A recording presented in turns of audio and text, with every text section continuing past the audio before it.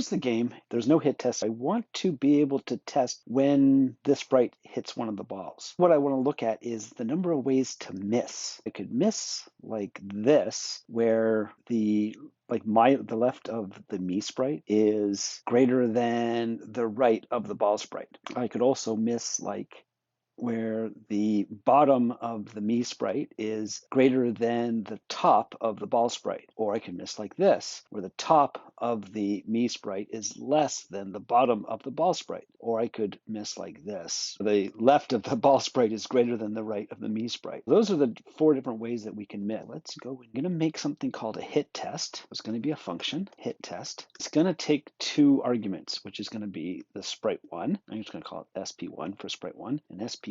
I want to make a variable called left1. That's going to be the sprite 1's leftmost side. If we go and look here, I'm sprite 1. The leftmost side is going to be the x value. Left is equal to sprite1.x. Var right1 is the sprite 1's x value plus its width, sp1.w. Then we have the top, var top1 is equal to the sprite 1's y value. And the bottom, the sprite b, I'm going to call it bot1, is going to be the sprite 1's y value plus the sprite 1's height. And I'm going to repeat that for sprite number 2. I'm going to call it left 2 and right 2, top 2, bottom 2, and that's all for sprite 2. Let's look at the 4 ways to miss. The first way is if left 2 is greater than right 1. I'm going to call this miss 1 is equal to if left 2 is greater than right 1. Left 2 is greater than right 1. That's our miss number 1. Our miss number 2, let's just do the opposite. What if left 1 was greater than right 2? Left 1 is greater than right 2, and they miss. Then miss number 3, we'll deal with the tops. Miss 3 is if top 1 is greater than bottom 2. Remember, the y's get bigger as you go down the page. It is top 1 is greater than bottom 2 if top 1 is greater than bottom 2. Miss number 4 would be if top 2 is greater than bottom 1. Top 2 is greater than bottom 1. Top 2 greater than bottom 1. Top 2 is greater than bottom 1. There you go. That's the 4 ways of missing. If it's not doing one of those, then it's hitting. If miss 1 or miss 2 or miss 3 or miss 4, then it's missed. I'm going to write a console log, missed, or else we've hit. We have to call the hit test. Up in the move function, where we're moving the balls, it's going to do a hit test between the ball and me. Let's run that, see what happens. And there we are. Okay, so when we miss the ball, we get a bit, you just saw it there, we just got a hit. There's a hit. It is working. Let's have it move me off the screen when there's a hit. I'm going to have this send back either true or false. If we've missed, I'm going to return a false.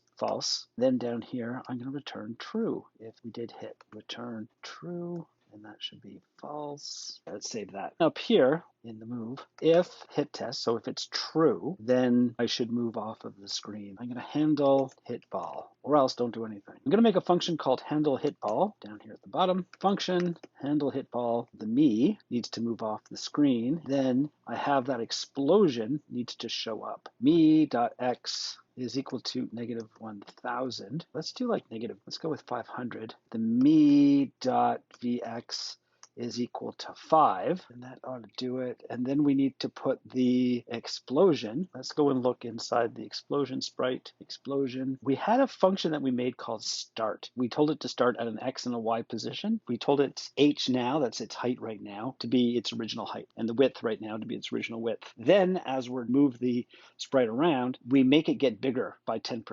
The 0.1 is 10%, so 1.1 times is increasing by 10% each time. It's getting bigger and bigger and bigger every single time it draws it. So it just gets really big until it gets to a certain size. If the width is greater than 120, then move it off the screen. We can change this to any number that we want. Let's make it really big, 320. Then we put it at x is equal to negative 900, and so it just sits there. We could also make it invisible. This dot visible equals false. This dot visible is going to be a variable. We'll say this dot visible is false to start with. When we start it, we'll make this dot visible true equals true. In the move function, if this dot visible is false, or short, so if not this dot visible, then we'll just return. It won't bother moving it, and we'll do the same thing in the draw. It won't bother trying to draw it. It'll just say, no, I'm not doing anything, and it pops out. So less resources are wasted in here. Back into the game. We want to start the explosion. Explo dot start. That should do it. Oh, I have to tell it where to start. I need to start it. I can't put it here. I have to put it up here because we're going to start it at the me X position and me Y position. Here we move me off the screen. We don't want to make the explosion off the screen. We have to put it up here. So let's see if that works. Save that and run that.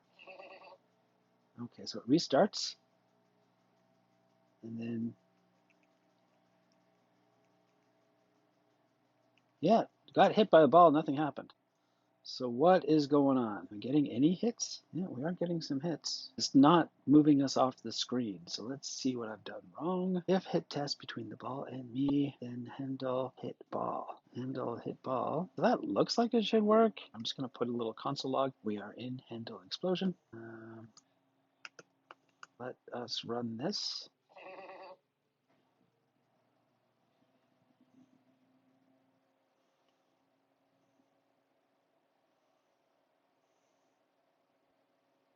Okay, that seemed to work. So that's it for now.